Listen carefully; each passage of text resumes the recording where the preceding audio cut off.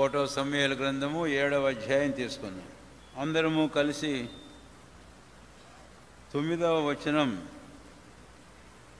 ప్రార్థనాపూర్వకంగా చదువుకుందాం. ఒకటో సమూయేలు గ్రంథం 7వ అధ్యాయము 9వ వచనం. సమూయేలు పాలు విడువని ఒక గొర్రె పిల్లను తెచ్చి యెహోవాకు సర్వాంగ బలిగా అర్పించి ఇశ్రాయేలీల పక్షమున యెహోవాను ప్రార్థన చేయగా యెహోవా అతని ప్రార్థన అంగీకరించెను. ప్రార్థన చేసుకుందాం. ప్రియమైన మా తండ్రి, మా ప్రభు దినానికై స్తోత్రాలు. మా మధ్యలో మీరు ఉంచిన మీ జ్ఞాపకార్థమైన బలను బట్టి మీకు వందనాలు చెల్లిస్తూ ఉన్నాం. ఈ ఉదయకాలం ఆరాధించి మిమ్మల్ని సేవింప వచ్చిన వారందరిని బట్టి మీకు స్తోత్రాలు. ఇంకా రావలసిన అనేకులను త్వరపెట్టితేవా నడిపించు. వారికి కావలసిన ప్రయాణ సౌకర్యమును క్షేమాన్ని మీరు దయచేయము. మా గమనాందించిన మీ వాక్యంలోంచి మాతో మీరు మాట్లాడండి. ప్రభువా, మీ ఆత్మ ద్వారా మిమ్మల్ని మాకు బయలుపరుచుకొనండి. ఆ వెలుగులో మా స్వ అనుభవంలో మిమ్మల్ని ఆరాధించి ఘనపరిచినట్లుగా మమ్మల్ని సిద్ధపరచు. మా ఆరాధన స్తుతి స్తోత్రములు మీకు అంగీకారముగా ఉండ మా ప్రాణాత్మదేహములను మీ పవిత్రమైన రక్తంతో ప్రోక్షించి మమ్మల్ని ప్రతిష్ఠించి ఈ పరిచర్య కొరకై మమ్మల్ని అంగీకరించు.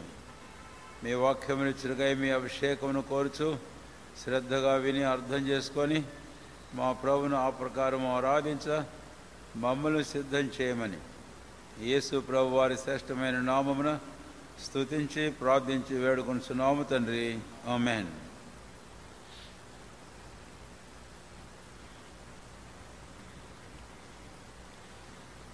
చదివిన ఈ వచనంలో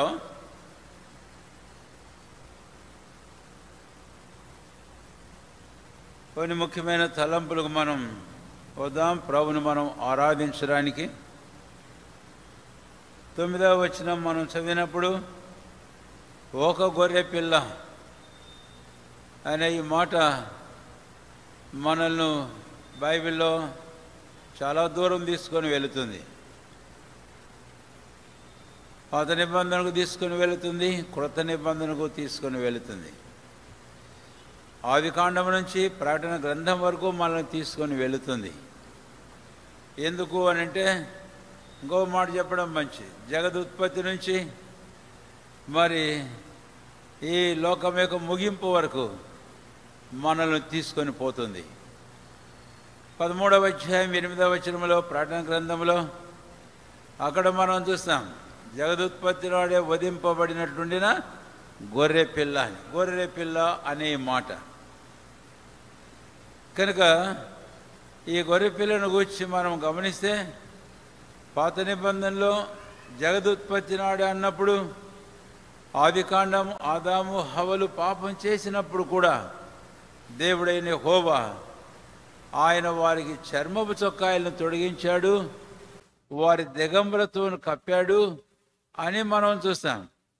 చర్మపు చొక్కాయలు ఏంటివి అంటే దేవుడు ఒక అర్పణం బలి అర్పించినట్లుగా మనకు అర్థమవుతుంది. సరే, దానికి రాకముందు గొర్రె పిల్ల అనే మాటని మనం గమనిస్తే ఇది మన ప్రభు అయిన యేసు క్రీస్తు వారిని మనకు చూపిస్తుంది. యోహాను సువార్తలో 1వ అధ్యాయము 35, 36 వచనాలలో మరునాడు మరలా యోహాను అతని శిష్యుల్లో 2 నిల్చుండగా అతడు నడుచూచూ ఉన్న యేసు వైపు చూచి ఇదిగో దేవుని గొర్రెపిల్ల అని చెప్పాను అని. కాబట్టి దేవుని గొర్రెపిల్ల, ఇక్కడేమో గొర్రెపిల్ల, దేవుని గొర్రెపిల్ల. కనుక 1వ సమూయేలు గ్రంథం 7వ అధ్యాయము 9వ వచనంలో పాలు విడువని ఒక గొర్రెపిల్ల, అది మన ప్రభు అయిన యేసు క్రీస్తు వారే. అదే మొదటి తలంపు నేను మీ ముందు ఉంచుతున్నాను. ఆ తర్వాత 2వ తలంపుకు మనం రావాలి. అది దానికంటే ముందు ఈ మాట ఒకటి పదం వాడడం మంచిది. ఎందుకు అనంటే ఇక్కడేమో 1వ సమూయేలు 7వ అధ్యాయం 9వ వచనంలో సమూయేలు పాలు విడువని గొర్రెపిల్ల అన్నాడు. అది యోహాను ఆ గొర్రెపిల్లని గురించి మాట్లాడేటప్పుడు అది ప్రభువైన యేసుక్రీస్తు వారని చెప్పేటప్పుడు ఆయన ఒక పదం కలిపాడు. ఏంటి అని అంటే ఇదిగో అనే మాట. యోహాను సువార్త 1:29 చూస్తాం. 1వ అధ్యాయం 35-6 వచనాల్లో మనం చూస్తాం ఇదిగో అనే మాట. ఇదిగో అని అంటే ఇంగ్లీష్లో వాడిన పదాన్ని బట్టి బిహోల్డ్ అంటే చూడండి అని అర్థం. ఇదిగో చూడండి అని అర్థం. కాబట్టి 1వ సమూయేలు 7వ అధ్యాయం 9వ వచనంలో మనము చూడాలి ఆ పాలు విడువని గొర్రెపిల్ల అది మన ప్రభువైన యేసుక్రీస్తు వారని ఆయన్ను మనం చూడవలసి ఉన్నాం. ఆ తర్వాత 1వ సమూయేలు గ్రంథం 7వ అధ్యాయము 9వ వచనం దయచేసి గమనించండి. పాలు విడువని ఒక గొర్రె పిల్లను అని. పాలు విడువని ఒక గొర్రె పిల్ల, ఏ సక్లింగ్ ల్యాంబ్ అంటే పాలు కుడిచే గొర్రె పిల్ల అంటే ఇప్పుడు మనకు అర్థమవుతుంది. గొర్రె పిల్లకు వయసు వచ్చిన తర్వాత అది పాలు విడుస్తుంది. అయితే ఇది పాలు విడువనిది. This is just a babe lamb, ఒక చిన్న గొర్రె పిల్ల, పాలు తాగే ఒక పసి గొర్రె పిల్ల అని చెప్పాలి. ఇది కేవలం ఒక పసి గొర్రె పిల్ల అని చెప్పడంలో బైబిల్లో గొర్రె పిల్ల అంటేనే అది ఒక innocent animal, symbol of innocence. అది ఒక అమాయకత్వానికి ఒక గుర్తైనటువంటి పశువు గొర్రె పిల్ల అని. ల్యాంబ్ అంటే ఒకవేళ పొట్టేలు అని అందాం.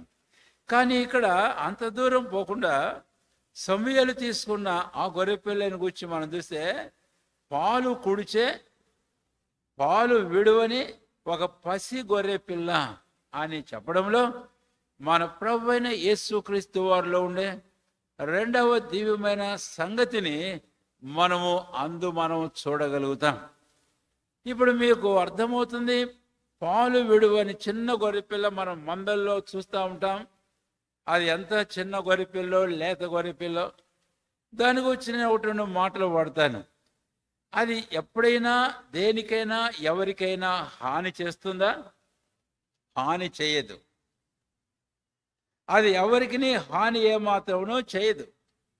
అంతేకాదు, గొర్రెపిల్లను గురించి ఇంకో రెండవ మాట చెప్తే, that also can be said that is sinless.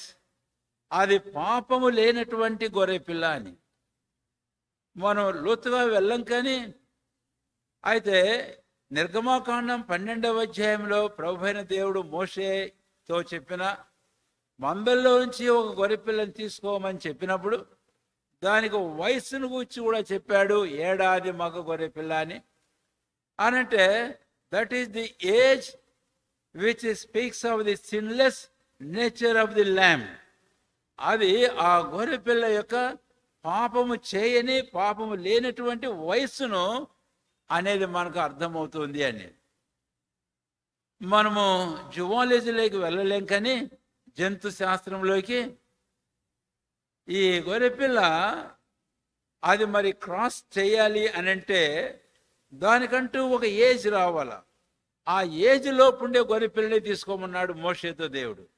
ఎందుకు అనంటే అందుమూలంగా కూడా ఇలాంటి పాపము లేని నిర్దోషమైన 1 ఏడాది మగ గొర్రెపిల్ల నిర్దోషం. కాబట్టి నేను ఈ 2 మాటలు, ఈ సక్లింగ్ ల్యాంబ్ 1వ సమూయేలు 7:9 నేను జ్ఞాపం చేసినప్పుడు దాని గురించి మన ప్రభువైన యేసుక్రీస్తులో 2 మాటలు చూస్తాం. Jesus, the nature, the attribute of Jesus. యేసు ప్రభుని యొక్క గుణము, లక్షణం, స్వభావం అనేది ఏమిటి అంటే హాని లేనిటి చేయనటువంటి వాడు అని. అది మనం పేతురు రాసిన 53వ అధ్యాయం యెషయా గ్రంథాన్ని మనం వద్దాం. 2 దయచేసి 7వ వచనం.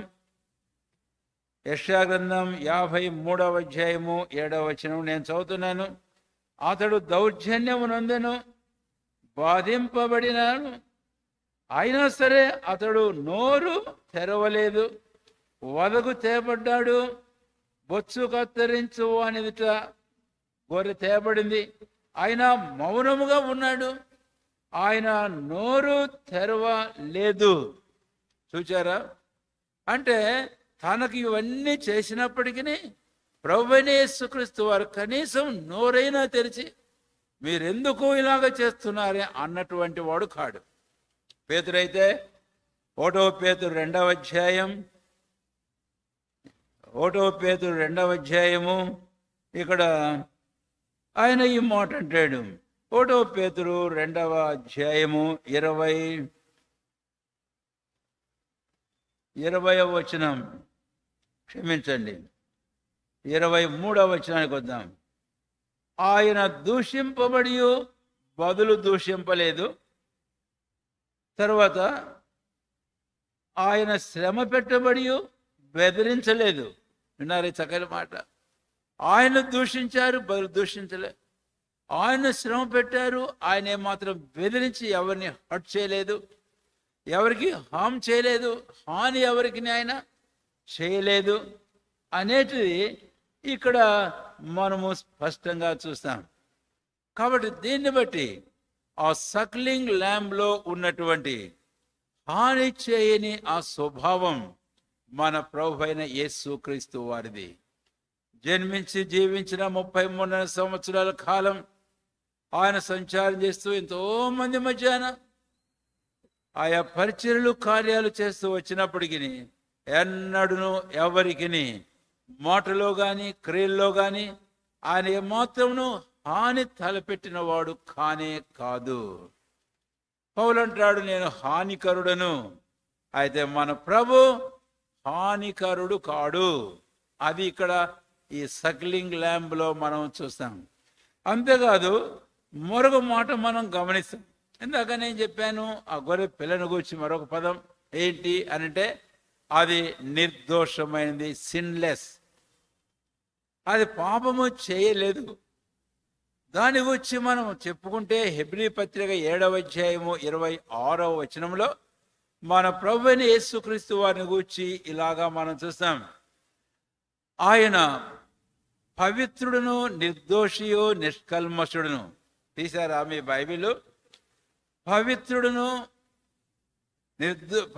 పరిశుద్ధుడు, పవిత్రుడును నిర్దోషియు నిష్కల్మషుడును, పాపుల్లో చేర ప్రత్యేకంగా ఉండిన వాడునైనా మన ప్రభువైన యేసుక్రీస్తు గొప్ప ప్రధాన యాజకుడు మనకు. కాబట్టి మన ప్రభువైన యేసుక్రీస్తు వారిలో ఇది చూస్తాం, ఆయన నిర్దోషి, ఆయనలో పాపము లేదు.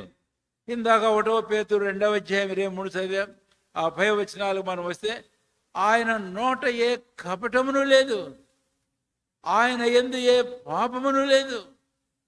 దేవుని స్తోత్రం. ఇలాంటి వాడు మన ప్రభువైన యేసుక్రీస్తు. ఈ పాలు విడువని గొర్రె పిల్లలో మన ప్రభును రెండవదిగా మనము ఇలాగా చూస్తాం. తర్వాత 3వ మాటకు వద్దాం. 1వ సమూయేలు గ్రంథం 7వ అధ్యాయము 9వ వచనం.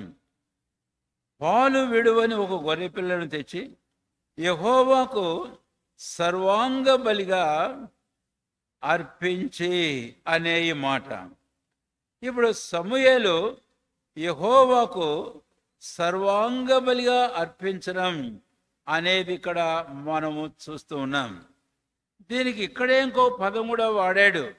ఏంటి ఆ పదము అనంటే దహన బలి అనేది కూడా మనకు అర్థమవుతుంది. కాబట్టి సర్వాంగ బలి ఏమిటో కాదు, ఆయన దహన బలిని అర్పించాడు అని. దహన బలి అని అంటే వారు ఇంగ్లీష్ బైబిల్లో బర్న్ట్ ఆఫరింగ్ అనేది కూడా మనము చూస్తాం. సరే, ఇప్పుడు సర్వాంగ బలి అని తెలుగులో చక్కగానే వ్రాసాడు ఈ మాట. ఇప్పుడు ఈ సక్లింగ్ ల్యాంబ్ను సమూయేలు ఏం చేశాడు అనే విషయం ఇక్కడ నేను మీకు జ్ఞాపకం చేయాలి. ఇంతటి అమాయకమైన, అంతేకాదు నిర్దోషమైన ఆ పాపము లేని గొర్రెపిల్లను, ఆ చిన్న పసి గొర్రెపిల్లను సమూయేలు తీసుకొని ఆయన దాని గొంతును తెంపుతూ ఉన్నాడు.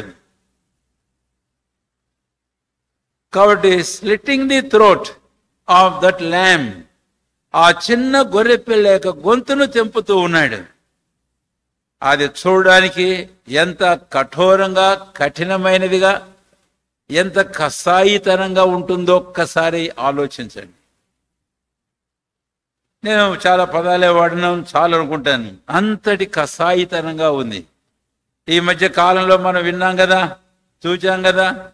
కాబట్టి ఇశ్రాయేల్ దాదాపు 40 మంది పిల్లలను వాళ్ళలాగా గొంతులు దింపారు. అంటే అందుకు వాళ్ళకి ఎక్కడ లేని పగబుట్టి ఏది ఏమైనా సరే మేము యుద్ధం మానమంటారు, ఏ దేశంలో అడిగినా కూడా. ఎందుకు అని అంటే అది ఏమాత్రం తట్టుకోలేనటువంటి బాధను వారికి తెచ్చింది. అంతటి కసాయితనం. సమూయేలు ఆ గొర్రెపిల్ల విషయంలో అలాగూ చేయడం మనం చూస్తాం. అది ఒకటంటే ఇంకో మాట ఇక్కడ మనం చూడాలి. సర్వాంగ బలి అని అన్నప్పుడు దహన బలిలో, సర్వాంగ బలిలో అర్పించే పశువు దాని ప్రతి అవయవము విడదీయాలి. Every part of the body must split. శరీరంలో ప్రతి అవయవం కూడా దేనికి దానికి విడదీయాలి పూర్తిగా. శరీరం ఒలవాలి, ఆ తర్వాత ప్రతి అవయవం కూడా విడదీయాలి. విడదీసేది ఎందుకు అంటే, నేను మళ్ళీ లేవి కాండాలు వెళ్ళలేను, కానీ ఎందుకు విడదీయాలి అంటే దేవునికి అంగీకారంగా ఉండే అర్పణ అర్పించినప్పుడు ఆ విడదీసిన అవయవంలో కూడా ఎక్కడ ఏ లోపం కనిపించకూడదు. అందుకు సరే, ఇక్కడ ప్రతి అవయమును విడదీయడం అనేది అది కూడా ఎలాంటి భయంకరమైనదో మీకు సందర్భం జ్ఞాపకం చేయనా? మీరేం తీయదు కానీ న్యాయాధిపతుల గ్రంథంలో ఒక సందర్భం, ఒకడు తన ఉపపత్ని విషయంలో చేశాడు ఆ పని. వాడు ఆ ఉపపత్తి విషయంలో చేసి అవయవాలు అటు ఇటు పంపించినప్పుడు ఆ ఇశ్రాయేలు మిగిలిన గోత్రాలు వారందరికీ ఎక్కడ లేని కోపం వచ్చేసింది. ఇంతటి కసాయి పని వాళ్ళు చేశారా ఈ బెన్యామీను గోత్రికులు? అది కళ్ళగట్టినట్టుగా వీడు చేశాడు ఈ పని. కాబట్టి మనం ఏమాత్రం ఊరుకోం. వాస్తవంగా చూశారా ఎలాంటి కార్యం ఈ గొర్రెపిల్లకు సమూయేలు చేశాడు? అది రెండవదిగా నేను మీకు జ్ఞాపకం చేస్తున్నాను. తర్వాత మూడవదిగా మనం గమనించినట్లయితే కనుక ఈ గొర్రెపిల్లను సర్వాంగ బలిగా అర్పించాడు. దహన బలి, తెలుగులో లేవికాండంలో, ఇంగ్లీష్లో బర్న్ట్ ఆఫరింగ్ అని అన్నప్పుడు దీనంతటిని కాల్చివేశాడు. ఒక్క భాగమైనా ప్రక్కన పెట్టలే. వాస్తవంగా చాలా బలున్నాయి. ఆ బలుల్లో దేవునికి అర్పించేది కొన్ని ఉంటే, అర్పించిన యాజకులు కొన్ని తీసుకొని తింటే అర్పించే వాళ్ళు కొన్ని భాగాలు ఇస్తారు. అయితే ఇక్కడ అలా కాదు. ఈ సర్వాంగ బలి, దహన బలి అనేది పూర్తిగా అంతా కూడా మొత్తం కాల్చివేయబడాలి. ఇక చూస్తూ ఉంటే ఎలాగుంటుందో చూడండి. కాబట్టి దాని గొంతు కోయడం ఒకటైతే, దాని అవల్ని విడదీయడం మరొకటైతే, అంతేకాదు దాన్ని చివరికి దహించి వేయడం, ఇంకా ఏమీ లేకుండా. అయితే ఏమిటి ఇదంతా? ఇదంతా మన ప్రభువైన యేసుక్రీస్తు వారిలో మనం చూద్దాం. యెషయా గ్రంథం 53వ అధ్యాయం. యెషయా గ్రంథం 53వ అధ్యాయం. రండి దయచేసి 5వ వచనం. మన అతిక్రమ క్రియలను బట్టి అతడు గాయపరచబడెను, మన దోషములను బట్టి నలుగగొట్టబడెను, మన సమాధానార్థమైన శిక్ష అతని మీద పడెను, అతడు పొందిన దెబ్బల చేత మనకు స్వస్థత కలుగుచున్నది. కాబట్టి భాగంలో ఇది వధకు తేబడినటువంటి గొర్రెపిల్ల అని మనం చూస్తాం. వధకు తేబడింది. దాన్ని ఎలాగా వధిస్తున్నారు అనేటువంటి విషయాన్ని ఇక్కడ మనము చూస్తాం. ఇది మన ప్రభువైన యేసుక్రీస్తు వారి మరణమును గూర్చి ప్రవచించిన ప్రవచన భాగం ఇది. అయితే దాని నెరవేర్పును మనం చూస్తాం క్రొత్త నిబంధన వెళితే. అయితే ఒక్క వచనం నేను మీకు జ్ఞాపం చేసే, పేతురు రాసిన మొదటి పత్రిక 2వ అధ్యాయము 24వ వచనం. 1 పేతురు 2వ అధ్యాయము 24వ వచనం. 2వ అధ్యాయము 24వ వచనం. మనము పాపముల విషయమై చనిపోయి నీతి విషయమై జీవించినట్లు ఆయన తానే తన శరీరమందు మన పాపములను మ్రాని మీద మోసుకొనెను. ఆయన పొందిన గాయముల చేత మీరు స్వస్థత నొందితిరి. ఇక్కడ నేను ఒక 2 మాటలు జ్ఞాపం చేశాను. పాత నిబంధనలో 53:5 1 పేతురు 2వ అధ్యాయం 24వ వచనం. అయితే ఇందులో వచ్చి మీరు ఇంకా చక్కగా అర్థం చేసుకోవాలంటే యేసు ప్రభుని శిలువ శ్రమలను 22వ కీర్తన 69వ కీర్తన మీరు తర్వాత చదవండి. మన ప్రభువైన యేసుక్రీస్తు వారు ఇలాగా ఆయన మన కొరకై వధించబడినటువంటి దేవుని కొరకు. చివరికి ఇదంతా నేను మీకు ఒక మాటలో జ్ఞాపకం చేస్తే, ఇక్కడ యెషయా గ్రంథం 53వ అధ్యాయములో 5వ వచనం మధ్యలో మాట చూస్తాం. మన సమాధానార్థమైన శిక్ష అతని మీద పడి. నేను ఇందాక చెబుతూ వచ్చిన ఈ సక్లింగ్ ల్యాంబ్ను వచ్చిన ఈ తలంపులు మన ప్రభువైన యేసుక్రీస్తు వారికి అన్వయించి నేను మీకు చెప్పిన ఈ లేఖన భాగాలలో మన ప్రభువైన యేసుక్రీస్తు వారి మీద పడిన శిక్ష, ఒక్క మాటలో మనం చెబితే శిక్ష. వాస్తవానికి ఈ శిక్ష మనది. రోమాపత్రిక 3వ అధ్యాయము మనం 19వ వచనం 20వ వచనంలో మనం గమనించినప్పుడు 19లో సర్వలోకము దేవుని శిక్షకు పాత్రమైంది, ప్రతి నోరు మోయబడినట్లు సర్వలోకము దేవుని శిక్షకు పాత్రమైంది. కాబట్టి వాస్తవానికి ఆ చిన్న పసికందైన గొర్రెపిల్ల అలాగా వధించబడి చంపబడి కాల్చబడడానికి దాని యందు ఏ కారణం ఉంది, ఏ హేతు ఉంది? లేదు. ఏది మన ప్రభువైన క్రీస్తు కూడాను అలాగా సిలువలో ఆ శాపగ్రస్తమైన మరణం ఆయన పొంది వధించబడి ఆయన యావత్ దేహము రక్తసిక్తమై ముఖమున ఉమ్మి వీపున కొరడా దెబ్బలు, ఆయన చెంపలు పెరిగివేయబడ్డాయి, ఆయన ముఖం మీద ఉమ్మి వేయబడింది, ఆయన కాళ్ళు చేతులు గుర్చబడ్డాయి. ఇవన్నీ కూడా మనం గమనించినట్లయితే ఆ శిక్ష ఆయనది కాదు. Jesus Christ is not deserved for this punishment, but we are deserved. మనకు ఆ శిక్ష తగినటువంటిది అన్నది దేవుని వాక్యంలో రోమా 3:19లో స్పష్టంగానే మనం చూస్తాం. మనము ఇటు ఉగ్రతను కోపానికి మనం పాత్రలం కావలసిన వారం. అయినా మన ప్రభువైన యేసుక్రీస్తు వారి మీద మన యావత్ శిక్ష అంతా ఆయన మీద పడింది. 53లో అదే మనం చూస్తాం. అక్కడ మాట వ్రాయబడింది, మనం చదివాం 5వ వచనంలో. సమాధానార్థమైన శిక్ష ఎక్కడ పడిందంటే అండి, అతని మీద పడింది. ఓ ఉదయ కాలం మంది మనం ఆరాధించే ప్రభు, మనము ఉండవలసిన స్థానంలో ఆయన ఉన్నాడు. మన మీద పడవలసిన శిక్ష ఆయన మీద పడినట్లుగా ఆయన మనకు బదులుగా ఈ శిక్షను పొందాడు కనుక అనేది ఇక్కడ 3వదిగా ఈ సక్లింగ్ ల్యాంబ్ అనే దాంట్లో మనము చూస్తాం. మనము పాత్రులం శిక్షకు, కానీ మన ప్రభువైన క్రీస్తు మనకు బదులుగా ఆ శిక్షను ఆయన తీసుకున్నాడు. 4వ తలంపుకు మనం వస్తే గనక రండి దయచేసి 1వ సమూయేలు గ్రంథం 7వ అధ్యాయము 9వ వచనం. 9వ వచనం 9వ వచనం 9వ వచనం. సమూయేలు పాలువెడు అనే ఒక గొర్రెపిల్లను తెచ్చి యెహోవాకు సర్వాంగ బలిగా అర్పించి ఇశ్రాయేలు పక్షమున యెహోవాను ప్రార్థన చేయగా. కాబట్టి ఇశ్రాయేలు పక్షమున యెహోవాను ఏం చేశాడంటండి? ప్రార్థన. ఇక్కడ దయచేసి మీరు కాస్త మనసు పెట్టండి. 4వ తలంపు నేను వస్తూ ఉంటుండగా ఇక్కడ మనము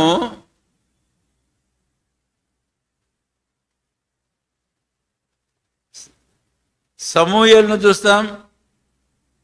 సర్వాంగ బలిగా అర్పించబడిన ఆ పసి గొర్రెపిల్లను మనం చూస్తాం. 2 ఆ తర్వాత మూడవదిగా అసలు ఇదంతా ఎవరి కోసం చేశాడు సమూయేలు అని అంటే చెప్పండి, ఎవరి కోసం చేశాడు? ఇశ్రాయేలు కోసం చేశాడు. ఆ ఇశ్రాయేలులు ఏమన్నారు? 6వ వచనం 7వ అధ్యాయంలో వారు అక్కడ కూడినప్పుడు యెహోవా దృష్టికి మేము పాపాత్ములము అని ఒప్పుకున్నారు. కాబట్టి ఇక్కడ మూడవది ఎవరంటే పాపాత్ములను మనం చూస్తాను. సరే, ఇప్పుడు నేను ఈ 3 సంగతులు నేను మీకు జ్ఞాపకం చేసినప్పుడు ఒకటి సమూయేలు, రెండవది గొర్రెపిల్ల. ఇక్కడ 2 వేరే. దయచేసి గమనించండి. అర్పించిన వాడు సమూయేలు, అర్పించబడినది పసి గొర్రెపిల్ల. అయితే ఈ 2 మన ప్రభువైన యేసుక్రీస్తు వారిలో చూస్తాం. ఎట్లా చూస్తాము అని అంటే మన ప్రభువైన యేసుక్రీస్తు వారు ఆయనే గొర్రెపిల్లయ్యి ఆయనే అర్పించిన సమూయేలు. ఈ 2 ప్రభువైన క్రీస్తులో మనం చూస్తాం. అవును, నిజమే. అందుకనే మన ప్రభువైన యేసుక్రీస్తు వారు ఆయన యాజకుడు. అంటే సమూయేలు లేవి కుటుంబంలో వచ్చాడు కానీ but he is not from the priestly family. లేవి కుటుంబంలో వచ్చాడు కానీ యాజక కుటుంబంలోంచి వచ్చిన వాడు కాడు. అయితే మన ప్రభువైన యేసుక్రీస్తు వారు ఆయన యాజకుడు. వాస్తవంగా మన ప్రభువైన యేసుక్రీస్తు వారు కూడా లేవి కుటుంబంలో కూడా రాలే, యాజక కుటుంబంలోంచి కూడా రాలే. ఆయన యూదా గోత్రికుడు. అంతేకాదు దావీదు కుటుంబం రాజు. అది సమూయేలు చూస్తాం, న్యాయాధిపతి అని, దీర్ఘదర్శి అని. అయితే మన ప్రభువైన క్రీస్తును గురించిన ఒక విశేషమైన సంగతి, ఈయన గొప్ప ప్రధాన యాజకుడు. అందుకని ఇంకా అంతకంటే నేను ఎక్కువగా పోను. ఈ గొప్ప ప్రధాన యాజకుడు మన ప్రభువైన యేసుక్రీస్తు వారు తానే పాలు విడువని గొర్రెపిల్ల అయ్యాయి, అంటే అర్పణము బలి అయి ఆయనే తను తాను అర్పణముగా బలిగా అర్పించుకోవడం. హెబ్రీ పత్రిక 9వ అధ్యాయము 14వ వచనం. హెబ్రీ పత్రిక 9వ అధ్యాయము 14వ వచనం. నిత్యుడగు ఆత్మ ద్వారా తను తాను దేవునికి నిర్దోషినిగా అర్పించుకున్న క్రీస్తు యొక్క రక్తం నిర్జీవ క్రియలు విడిచి జీవముల దేవుని సేవించుటకు మీ మనస్సాక్షిని ఎంతో ఎక్కువగా శుద్ధి చేయును. తన్ను తానే దేవునికి నిర్దోషినిగా అర్పించుకొనిన క్రీస్తు యేసు. కాబట్టి తనను తానే అంటే ఆయనే సక్లింగ్ ల్యామ్. తర్వాత ఆయనే సమూయేలు, stands in the place of Samuel.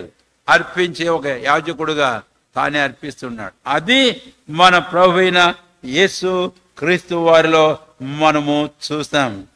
అయితే ఇక్కడ ఈ 4వ తలంపులో మరొక మాట మీకు జ్ఞాపకం చేయాలి. సమూయేలు ఏం చేశాడంటండి? చెప్పండి, చెప్పాలి మీరు త్వరగా. ఏం చేశాడు సమూయేలు? ప్రార్థన చేశాడు.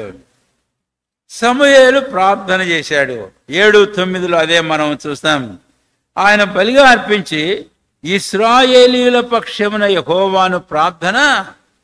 కాబట్టి ఆ ఇశ్రాయేలు గురించి ఇందాక మాట చెప్పుకున్నాం కదా 6వ వచనంలో. ఎవరు వారు? యెహోవా దృష్టికి విరోధంగా మేము పాపం చేశాం.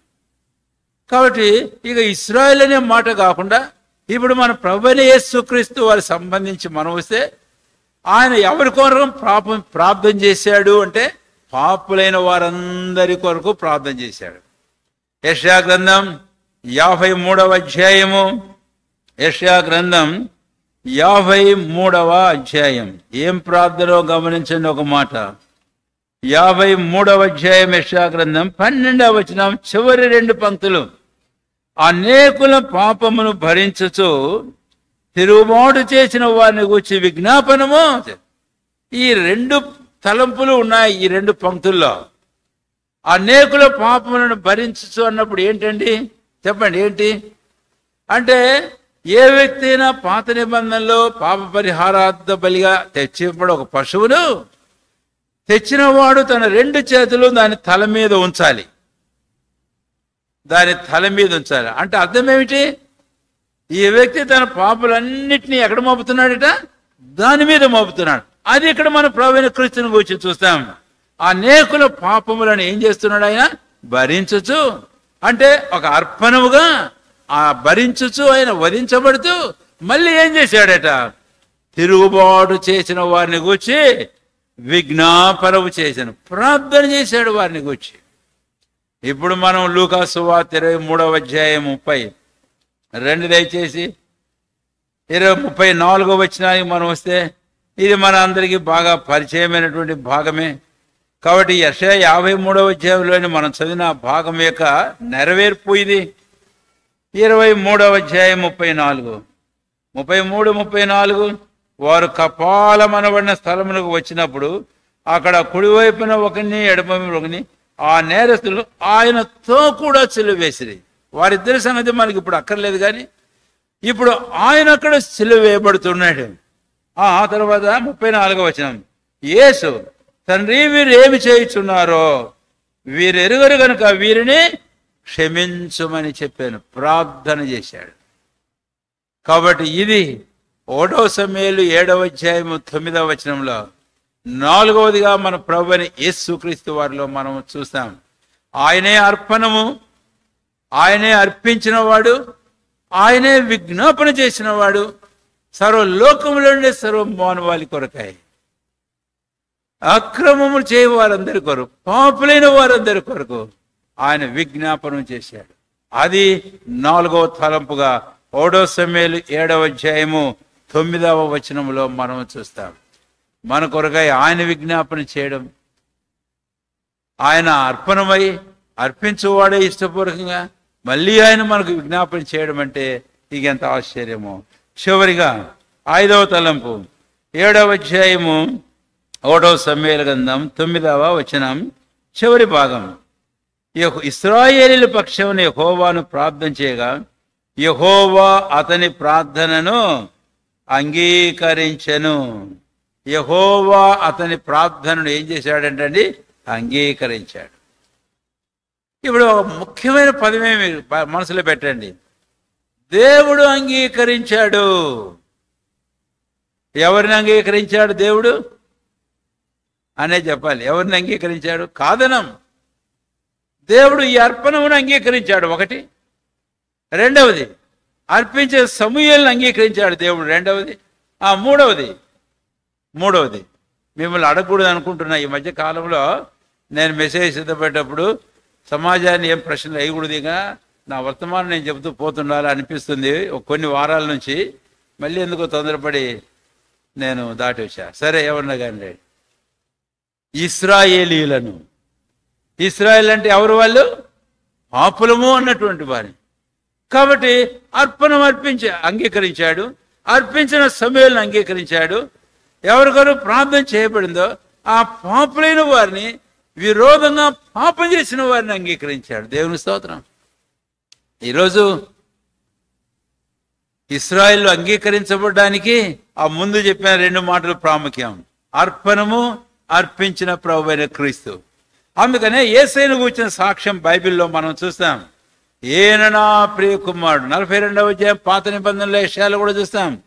నా ప్రాణమునకు ఇష్టుడు, in whom I am pleased అని అంటాడు. అదే మాట క్రొత్త నిబంధనకు వస్తే మత్తయి సువార్తలో బాప్తిసం అనంతరం ప్రార్థన చేసినప్పుడు ఈయన నా ప్రియ కుమారుడు, ఈయన యందు నేను ఆనందించున్నాను అని అన్నాడు.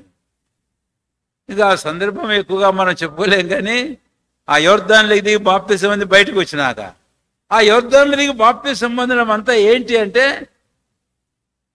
ఇది shadow of the death of Christ, death, burial and resurrection of Christ.